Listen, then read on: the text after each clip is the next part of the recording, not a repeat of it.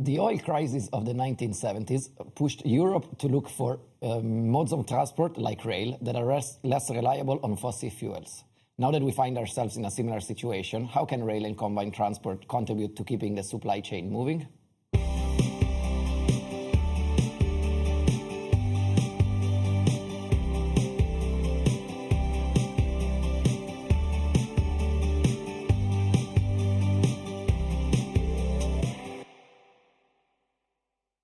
Good afternoon, everyone, and welcome to another RailFreight Webinar. My name is Marco Raimondi. I will be your host for today.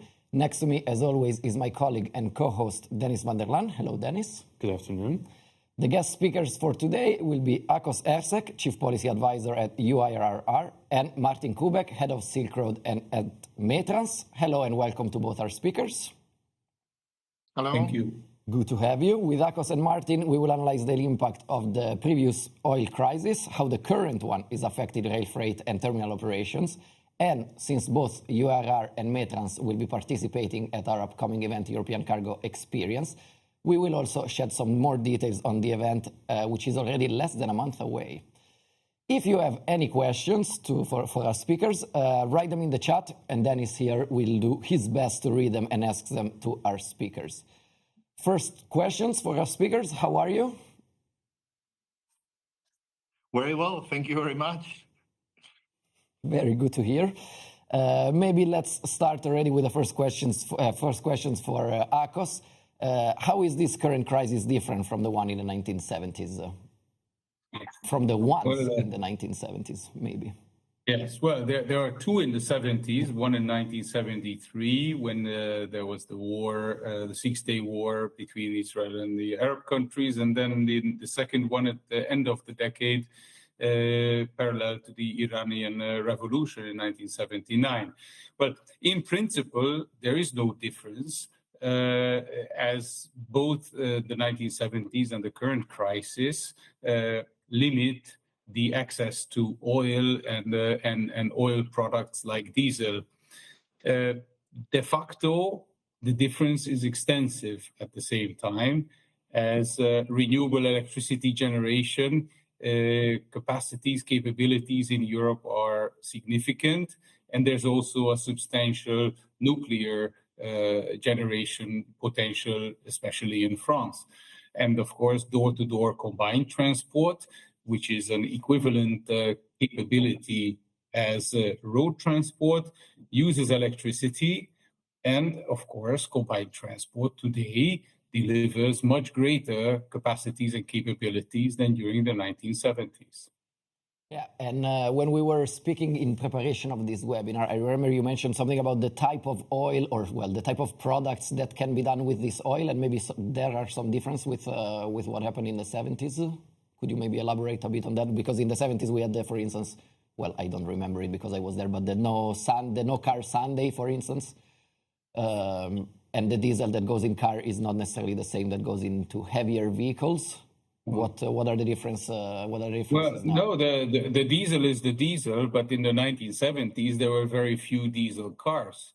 So today there's much more diesel in Europe used in cars. So not only it goes into not only trucks and locomotives and agricultural machinery and terminal machinery, but it goes into cars in large volumes, and that is a big difference because not all oil produces the same volume of diesel.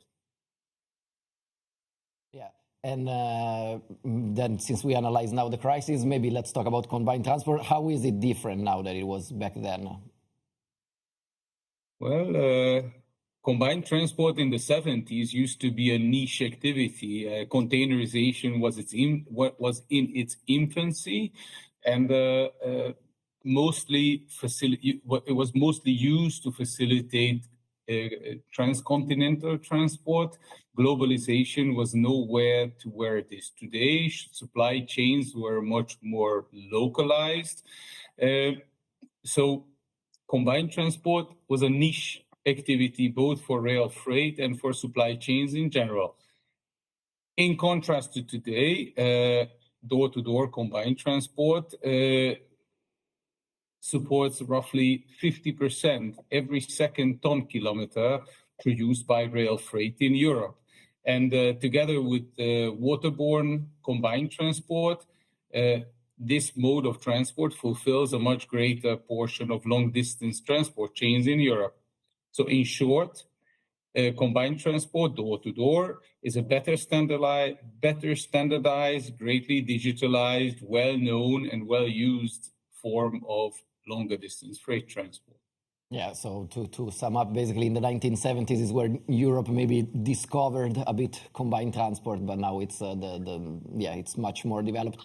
But does this also mean that it has greater needs that then maybe we will be a little harder to meet since the volumes and its positions are wider? Well, the combined transport had a peak before COVID that is roughly 25 to 30% more units were transported annually back then. So combined transport already has proven that it's capable of doing much more than today. Also, since the COVID crisis ended in 2019, several new terminals have opened, and with the opening of each new terminal, these capacities further improve. There are more rolling stock in service, there's more locomotives in service, operators are launching new connections, new products. So we believe that, combined transport is far more capable today as what it was back in the 70s or yeah. Perfect. And maybe Martin, we move to you for some more current issues. How is the current crisis affecting the European freight transport sector, since Metrans is active in almost, if not all, the sectors of this market? How did you feel the impact of this crisis? I would like to mention that basically it's affecting us as an intermodal operator in terms of operations at the terminals. Also, some types of the services and tractions are undertaken in diesel traction only. For example, Malashevice-Brest connection is basically done by diesel traction, so it's affected quite a lot. Then we have shunting services, which are also powered by diesel. Then we have some, let's say, challenges in some infrastructures where we need detour in a diesel traction as a must. Therefore, it is connected to the combined transport. Even there is an advantage for us that we are using mainly electric traction, and also using sometimes some last mile deliveries or first mile deliveries by electric trucks. So that's currently some advantage for combined transport compared to the truckings and truck services, I would say. So we are affected. We have some additional costs in the service, which we can see significantly on the monthly volume we spend for diesel. On the other side, we know that or we see that it's not so critical, like, for example, for the trucking companies, because it's only some part of our services is connected to the diesel and the rates of oil. Yeah, and it's also something you mentioned now, and also something you were talking about with Akos before we started the webinar. You mentioned electric trucks. For some services, they can definitely be useful. For example, I imagine, for example, for shorter distances like first and last mile. What do you think of the current landscapes of electric trucks? Could they somehow make up for this lack of diesel for their diesel trucks, or are we not ready yet? That will be quite interesting question. We had also some short discussion with Akos before the webinar here. Basically, it's the same approach like we do see by the private EV cars, that people are more looking on the EV cars because it's definitely much cheaper now in case people are having a possibility to charge them, for example, at home. Then it's a big advantage for them, and the similar is with the electric trucks.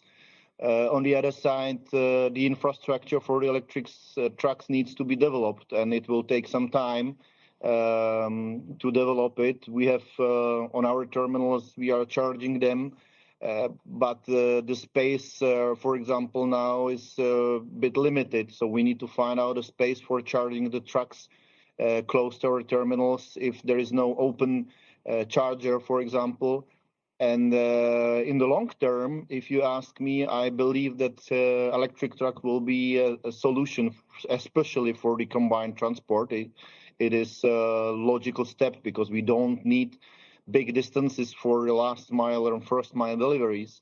We only need some, let's say, short distance deliveries and able to charge the trucks when they are not in use. So that's the future, but it's not the case that we are able to substitute usual diesel trucks with the electric trucks. That's not the case for time being. Akos, do you have anything you want to add to that? Yeah, I think that diesel power has its constraints, especially that Europe imports 40% of the diesel used in the economy. So there's a great external dependence that is undermining Europe's resilience, I should say. And electric trucks drive with locally generated power, electricity, whether it's by renewables or by nuclear.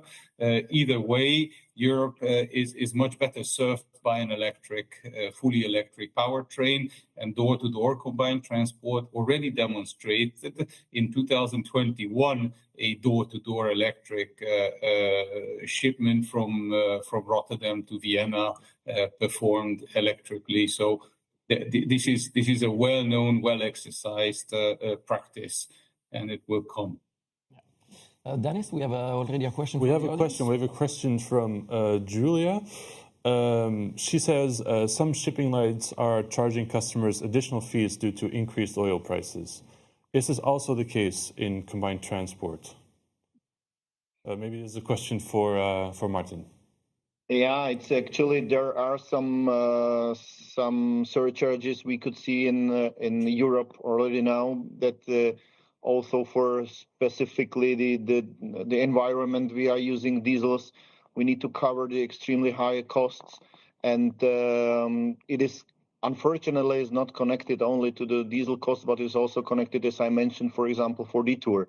If you have a long detour where you need to use diesel traction, then of course there are much higher additional costs which needs to be covered, and it's a bit difficult to cover it from the operator pocket. So clients are asked for the additional costs. So it's not only about the diesel costs; it's also about the environment we are working in. And similar to shipping lines, they are basically having trouble, of course, in bunkering in the Middle East, which is time being almost impossible. And that was the standard for them. They used stopover in the Middle East area where the diesel cost or oil cost was much cheaper.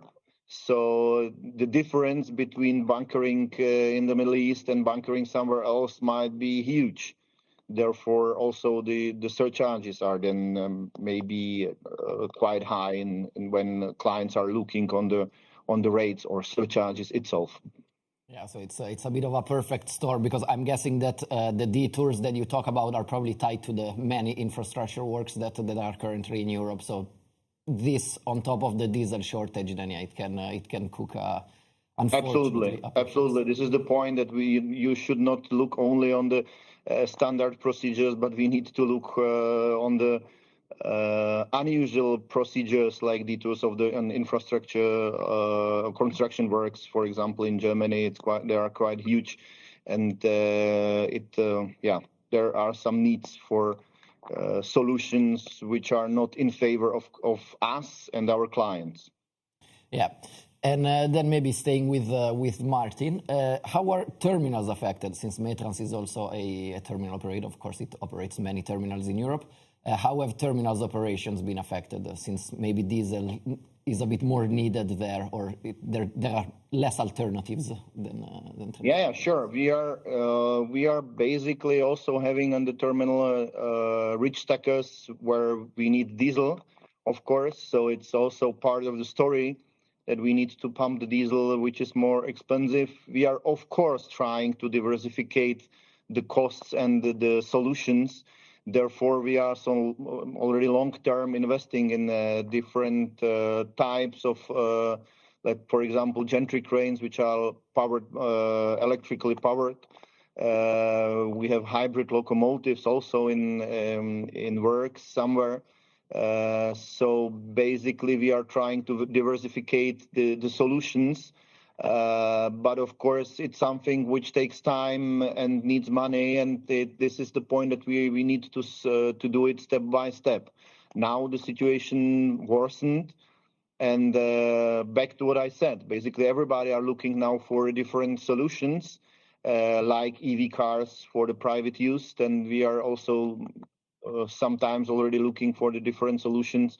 And what Akos mentioned, that there were in the past also some pure electric tractions or distributions to Vienna, for example. We are also some years already promoting our HHLA pure system, which is also quite, let's say, CO2 neutral minimum. So we are doing our best to be CO2 neutral, and electricity helps a lot here. Yeah, definitely. We have more questions from the audience. More questions indeed. Very nice. I have a question from Michael. What advice would you give to mitigate the impact of fuel rises, price increases, I imagine? And do price increases and supply disruptions make the middle corridor more important? I'm also guessing this is a question for Martin. To be honest, it's a good question if the middle corridor is in a position to have some increases, because it needs some development, general development on it. So basically, it's not so much connected from my point of view to the oil prices, but it's much more connected to the infrastructure which is there. And that's the main point from my point of view, which needs to be improved in the next years. So I'm not expecting nowadays there will be some huge development and changes in terms of middle corridor. All right. And do you have any advice to mitigate the impact of fuel price increases? Maybe also Akos can jump in. Yes, I can certainly name one solution which works especially well for shipping and for road haulage by diesel-powered trucks, and this is slow steaming. So it has been proven already that if ships drive slower, the consumption is considerably less, can be up to 30%. Now, if we look at the Strait of Hormuz taking 20% of oil off the market, if significant users such as maritime shipping or diesel trucks would be slowed from the current pace by 20-30%, that is almost 20-30% less fuel used. And this is an instant measure that can be used right away. Now, if we go further on, so not an instant measure that can be implemented tomorrow, of course, combined transport or shifting cargo from door-to-door diesel trucking to a door-to-door combined transport scheme can save considerable amounts of diesel fuel, and as such can prevent the exposure of shippers to these surcharges that are likely to stay with us for some time. And I would like to point out what Akos mentioned in his previous part, that basically the combined transport uses electricity, which is produced mainly in Europe. Yeah. And this is the point, that we are using our own sources for the transportation. And that's very, very much important from my point of view, that we are locally based in terms of electricity. And that's very important for the future, that we are more focused on the resources we are having in Europe. Yeah, and one thing that caught my curiosity from what Akos said about slowing ships down. We recently had an article out that said that the fact that Mediterranean feeder services, so short sea services, are obviously disrupted, then that causes disruptions for inland transport as well. How you said it could be an instant measure, but how would slowing ships down then impact inland transport? Would it have any impact at all? Maybe since a lot of ports are already congested, it might even not be a bad idea. But what could happen there? Well, I think you just mentioned, Marco, the answer here, that port congestion is already a problem. The reliability, especially of transcontinental shipping, has dropped dramatically.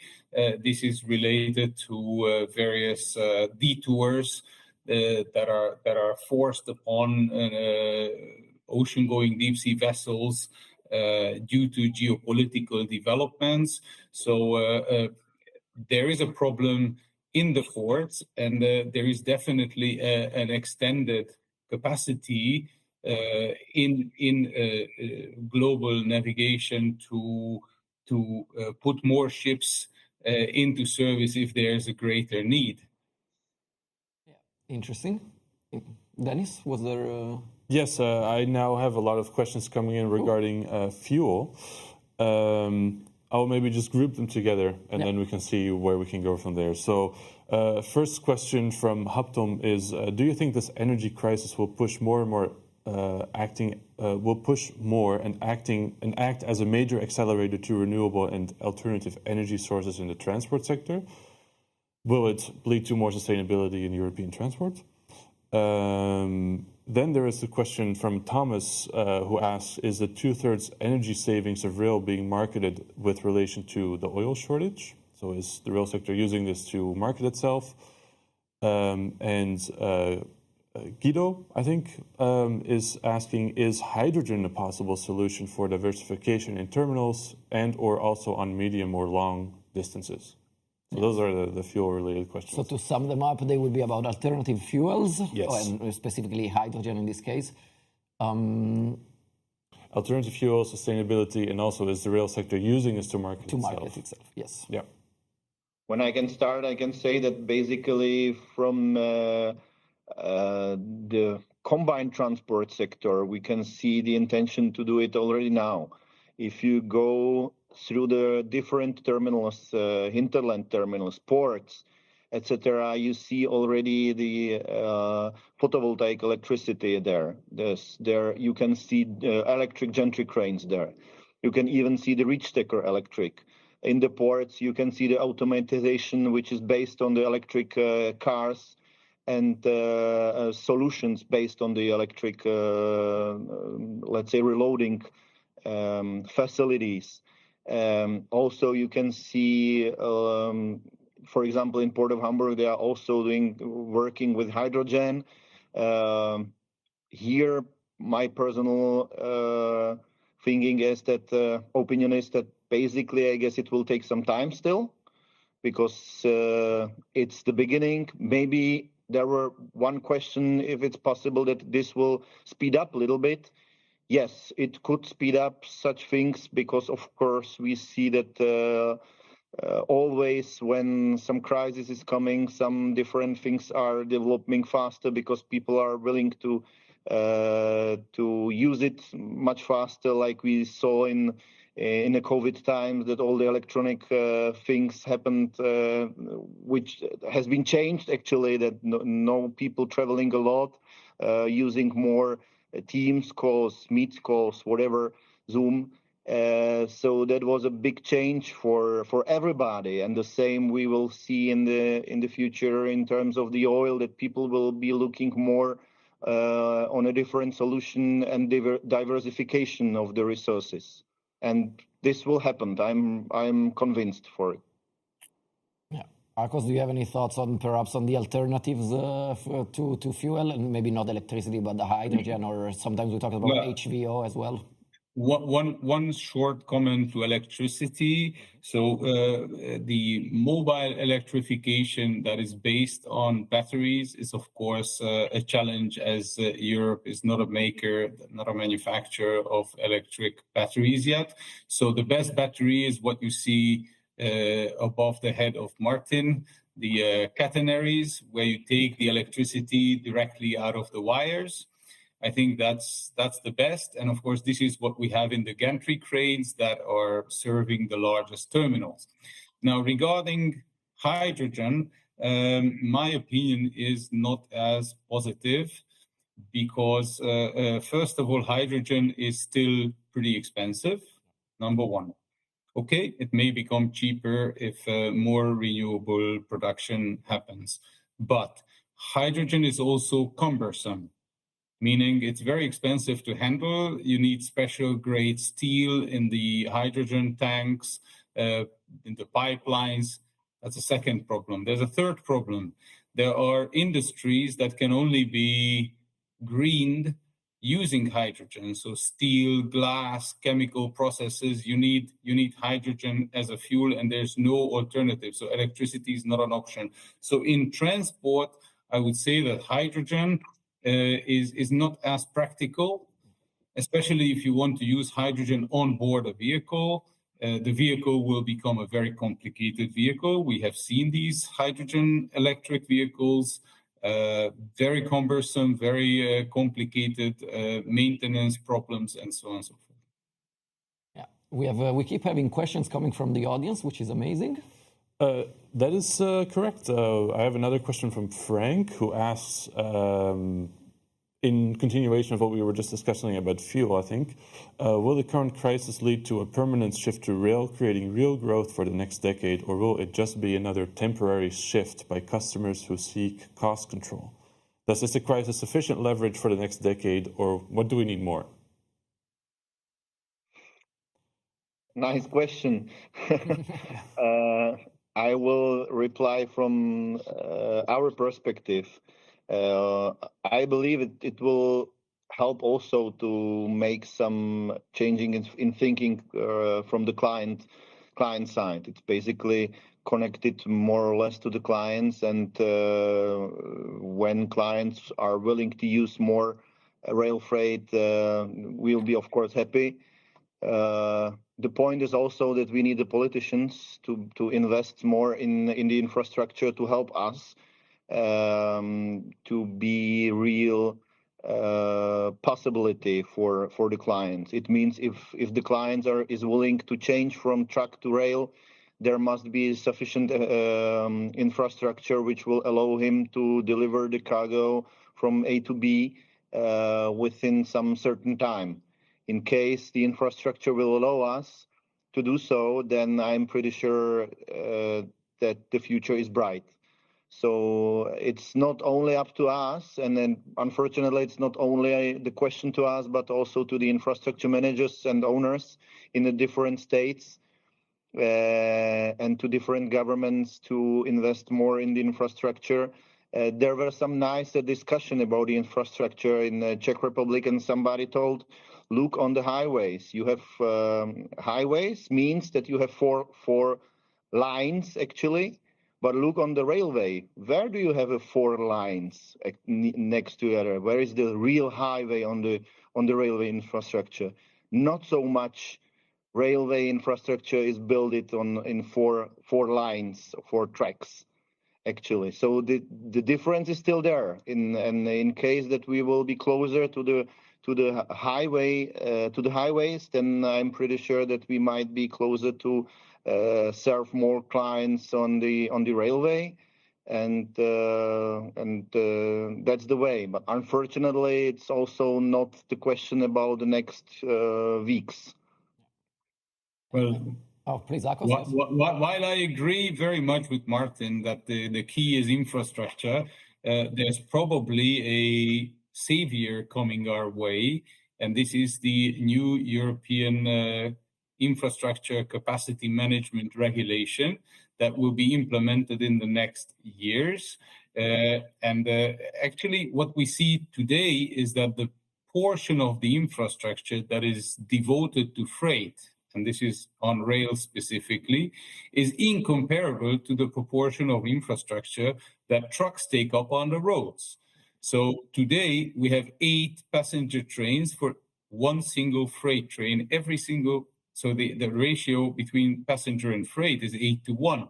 It didn't used to be like that, and it doesn't have to continue to be like that. So you can have 7-2, and if you do 7-2, that sounds still pretty big difference, but the 2 means 100% increase of infrastructure devoted to rail. So we believe that there is a strategic possibility now for the decision makers, infrastructure managers, and their overseeing ministries to decide to allocate a little bit more of the rail infrastructure to freight, and then we can instantly perform better.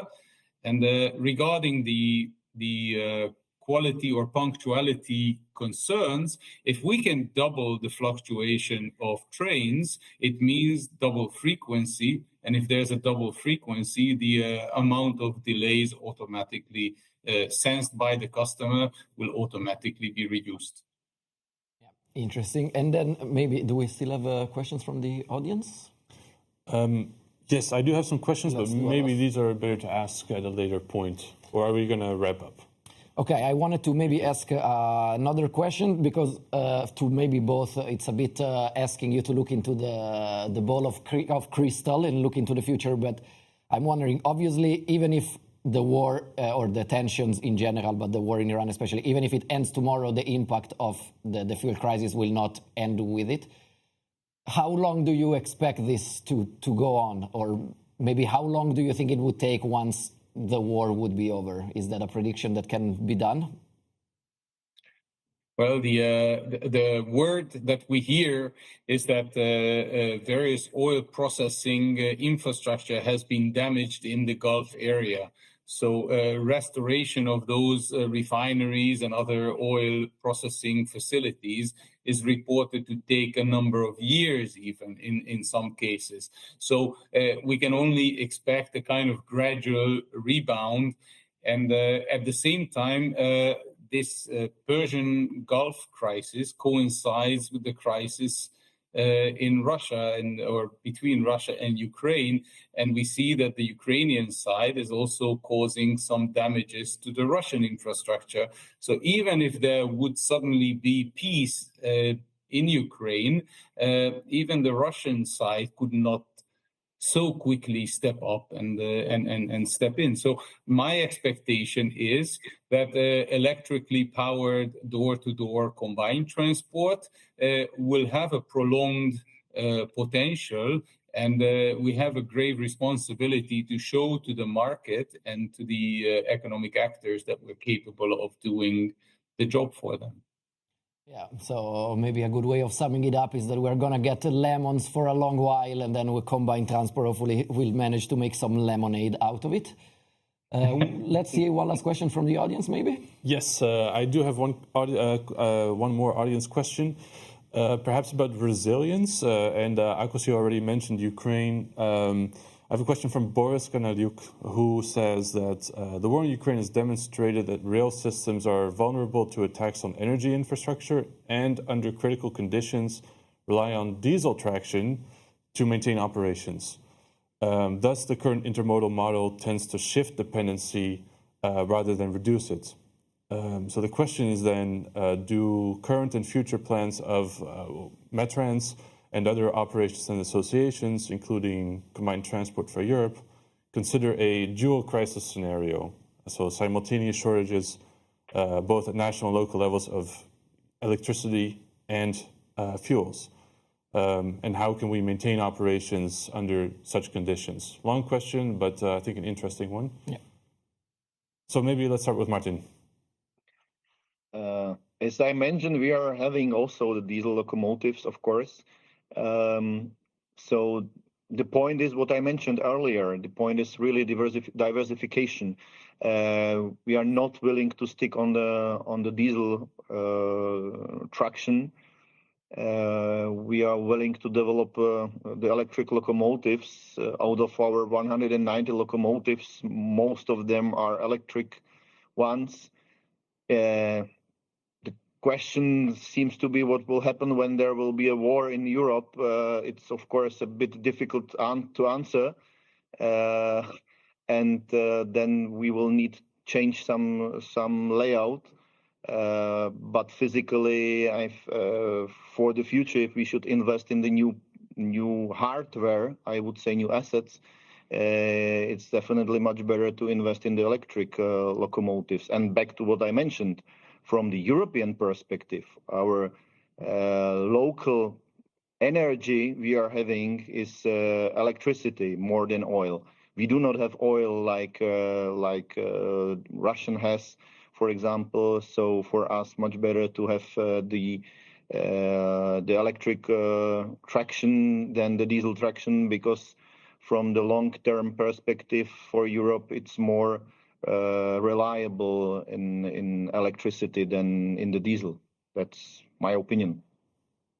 Yeah, Akos, do you have anything to add? The geopolitical response to this is that while I greatly understand that after 4 years of continuous war, there's a great sensitivity to what will happen if there's war. But don't forget that after the Second World War, for 70 years, there was hardly any hostility in Europe. And I think we would be much better off investing in a society, in a global order that prevents the occurrence of wars. And then we don't have to think about these terrible things like, attacks on rail. Yeah, so preventing would be better than healing. Okay, then maybe also, since this is a more positive, slightly positive note, it's time to move towards a bit of a much positive topic, which is the upcoming European Cargo Experience. This will be an event organized by RailFreight.com, World Cargo News, and Project Cargo Journal. For the RailFreight.com audience, this is sort of the successor of our RailFreight Summit. And since the last edition of the RailFreight Summit was in Gdansk, we decided to come back to Gdansk with this new event. It will take place on 6th and 7th of May 2026 at the Mercure Hotel in Gdansk.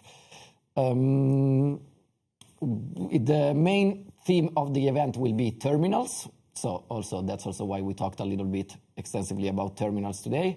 We will move from digitalization to automation, from terminal equipment to loading units. There will be various interesting and informative sessions and workshops, but also plenty of networking opportunities. We will have a site tour at the Baltic Hub, which is the most important terminal on the Baltic Sea, an exclusive dinner, and many other moments to mingle during the main day. Martin Kubek will be participating in a panel discussion on semi-automatic in-rail terminals together with Stephen Tiller from Cranes and Dr. Eugene Trushkin. Martin, what are you most looking forward to this event? I'm looking to the networking, of course. That's the most important part of the events at all, to discuss with the clients. After some time, it's necessary to meet the people and to discuss with them. Of course, interesting will be to see if there are any changes in thinking of people, what happened in the last year, actually, or a few months, I would say. So basically, this is the more important thing to hear from the audience, from clients, from partners. What is their expectation? What is their intention for the future? And we need to, let's say, discuss more, network more with all of our partners and clients. And that's basically for everybody very important to share the ideas. Yeah. And URR will also be participating at the event, but sadly not with ACOS, but we are more than happy to have Rav Charlie Schulze at our event. He will be leading a workshop. ACOS, even if you will not be there, what do you think are some key points that we should not miss during the event? Well, the first point is that passenger stations are considered part of the rail network, a kind of natural to renovate when lines are renovated.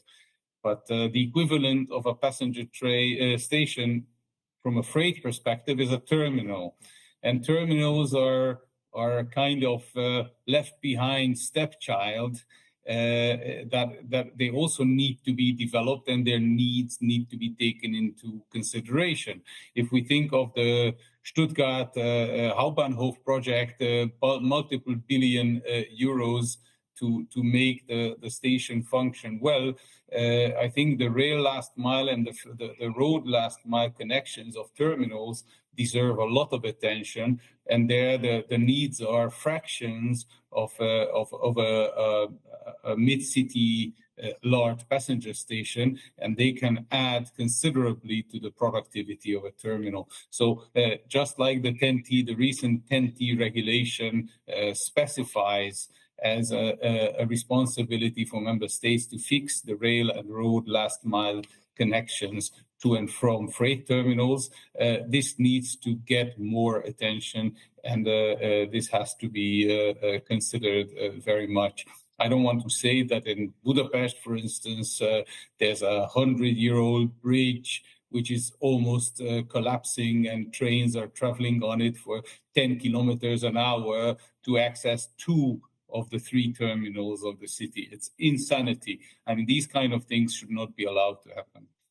Yeah, indeed. So a lot to talk about for sure in Gdansk. To recap, it will take place on 6th and 7th of May at the Mercure Hotel. You can find your tickets and more information about the program on europeancargoexperience.com. I think this is a good moment to conclude our webinar. I want to take some time again to thank both Akos and Martin. Thank you very, very much for joining and sharing very interesting insights. Thank you. My pleasure. Thank you very much. Thank you, Dennis.